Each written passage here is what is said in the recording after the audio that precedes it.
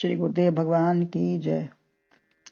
श्रीमद् भगवद गीता के 9वें अध्याय में श्री भगवान ने विद्या का प्रकाश होने पर आत्म स्वरूप का अभी तक वर्णन किया। वह सर्वत्र होकर और सबके हृदय में शासी रूप से विद्यमान है। कोई भी स्थान, वस्तु, व्यक्ति, काल, कहीं भी कुछ भी नहीं है जहाँ परमात्मा न हो। अतः सर्वत्र समस्त सृष्टि का संचालन करते हुए भी उदासीन हूँ।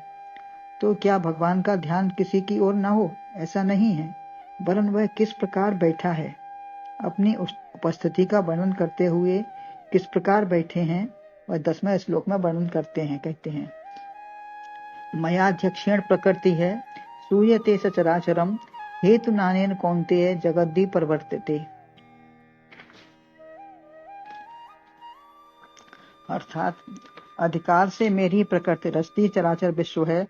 इस हेतु फिरकी की तरह फिरता बराबर विश्व है। इसका अन्वय है, कौन्तेय मया अध्यक्षेण प्रकृति है सचराचरम सूयते अनेन हेतुना जगत विपरिवर्तते। बुद्धि कुशल तीक्ष्ण बुद्धि वाले अर्जुन, तुम्हारे प्रति ही अपना रहस्यमय वर्णन करता हूँ। समस्त विश्व एक सभा मंच है, इसकी अध्यक्षता करने वाले परमात्मा हैं। एक सभा मंच है समस्त विश्व, तो उसकी अध्यक्षता परमात्मा के द्वारा हो रही है। अतः मेरे ही सकाश से पृथ्वी चर अचर प्राणी रचती है। इस कारण जगत में सब प्राणी भ्रमण करते हैं। यहाँ दो बातें हैं। अध्यक्ष अर्थात जिसके नेत्रों में सब हो, जो करता नहीं है, वे बोलते या हस्तक्षेप भी नहीं करते। सूर्योदय के प्रकाश में सभी प्राणी अपने अपने क्रियाकलाप में लग जाते हैं। आपको दुष्कर्मी हो, आलसी बनो या शुभ कर्म करो, सूर्य आपसे कुछ नहीं कहता, वरन उस प्रकाश को देखो और सत्कर्म में प्रवृत्त हो जाओ। जैसे अंधेरे में सोते हैं तो तम रहता है। श्वेतास उपनिषद में वर्णन हुआ है, एको देव सर्वभूतेषु गूढ़ः सर्वव्यापी सर्वभूतांतरात्मा साक्षी चेता केवलो निर्गुणस्य कर्माध्यक्ष साक्षी चेता केवलो निर्गुणस्य।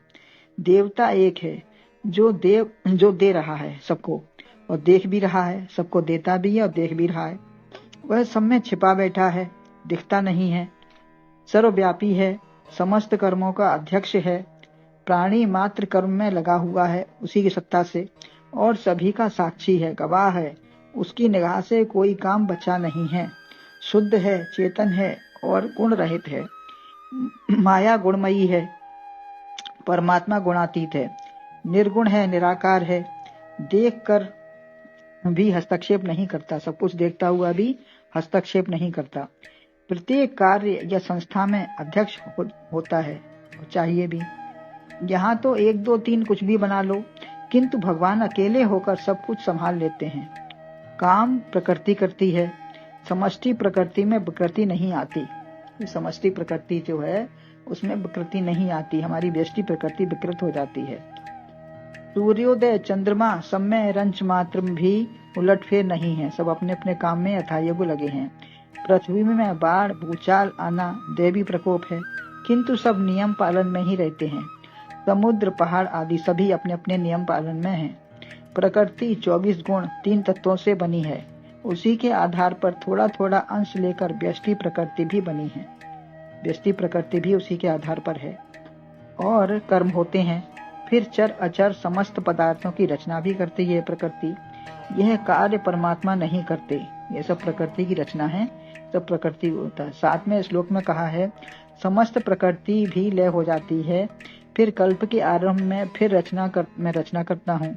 यहाँ प्रकृति रचना करती है, यहाँ सब ये प्रकृति की रचना बता रहे हैं, ऐसा कहा है। किंतु पिता माता दोनों अपना पुत्र कहें तो सही है। प्रकृति माया है, पुरुष परमात्मा स्वतंत्र है। संसारी पुरुष प्रकृति के बस में है, वस्तुतः परमात्मा कुछ नहीं करता। जैसे सूर्य कहे कि मैं ऊष्मा देता हूँ, ज्ञान प्रकाश देता हूँ, जगाता हूँ, यद्यपि ये ठीक है, सूर्य सब होता करता है, परंतु पानी, वनस्पति, प्राणवायु सब अपनी अपनी जरूरत के अनुसार सूर्य से ले लेते हैं। जो भी अपनी अपनी जिसको जरूरत होती है वो अपने अपने साथ सब ले लेते हैं।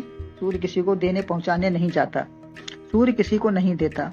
जैसे आशीर्वाद भी गुरु ने दिया ऐसा माना, लेकिन शोभ प्रेम आनंद की लहर ऐसा शिष्य सेवा या प्रेम भाव से उत्पन्न कर देता है तो अंदर से स्वयं निकलता है गुरु के, अर्थात दिया नहीं लिया जाता है, अपने भाव के अनुसार लिया जाता है। परमात्मा सूर्य या गुरु करता नहीं वरन इनसे करा दिया जाता है। जैसे संस्कार लेकर लय होते हैं वैसे ही प्रकट भी हो जाते हैं। अनेन हेतु ना, इस कारण से यदि प्रकृति के द्वारा यह न हो तो संसार ऐसा ही पड़ा रहे। प्रकृति ही क्षोभ पैदा करती है तो सब कार्य होने लगते हैं। जैसे बिजली से कंप्यूटर, रेल, पंखा, मोटर कुछ भी चले, लेकिन यंत्र कार्य नहीं करते, सब जड़ हैं। विद्युत के ही सकाश से सब हो रहा है। यदि बिजली चली गई या यंत्र खराब हो गया या बीच में ही कोई तार की खराबी आ गई तो किंतु भगवान अच्छे बुरे सबको शक्ति देते हैं। यहाँ प्रश्न है, दुष्कर्म वह नहीं करवाता तब फिर क्यों होते हैं? यह तो दोष अपना है। जैसे बिजली से चिपक कर कहें कि हमें मार दिया, वरन नहीं, सावधानी से विद्युत का प्रयोग नहीं किया, इसीलिए दुर्घटना हुई। परमात्मा की शक्ति का दुरुपयोग किया हमने। परमात्मा ने हमको शक्ति दी और हमने उसका दुरुपयोग किया। जैसे सूरज निकला और हम सोते रहे तो ये हमारी शक्ति का दुरुपयोग है। अपने संस्कारों के बल पर काम, क्रोध, लोभ, लालच की जागृति हो गई। संस्कारों में बड़ी प्रबलता है। गुरुजी ने शिष्य को बहुत ज्ञान शिक्षा दिया, उसके अनेक दोष छुड़ा दिए। हुक्का पीता था वो भी उसको छुड़ा दिया, किंतु मरने पर वैकुंठ में जब गया तो पाप और पुण्य दोनों थे उसके। तो पहले पुण्य का फल मांगा तो बड़ा सुंदर सुखी जीवन बीता, किंतु यमराज ने सोचा इसे कैसे पाप का फल भुगाएं। तो यमदूत बाहर बैठकर हुक्का पीने लगा तो उसका भी जी नहीं माना, तभी पीते हुए उसको ले गए नरक में। उसने भी साथ में पीने लगा तो उसको ले गए। अतः ऐसा अभ्यास कभी न कभी जागृत हो ही जाता है। यदि दुष्कर्म की वृत्ति बिल्कुल हट जाती तो स्वरूप में मिल जाता। जन्म जन्म की बांध पड़ी है, तो जन्म जन्म की हमारी बांध पड़ी है, वो पता नहीं कब जागृत हो जाती है। अतः मेरी ही अध्यक्षता में प्रकृति रचना करती है।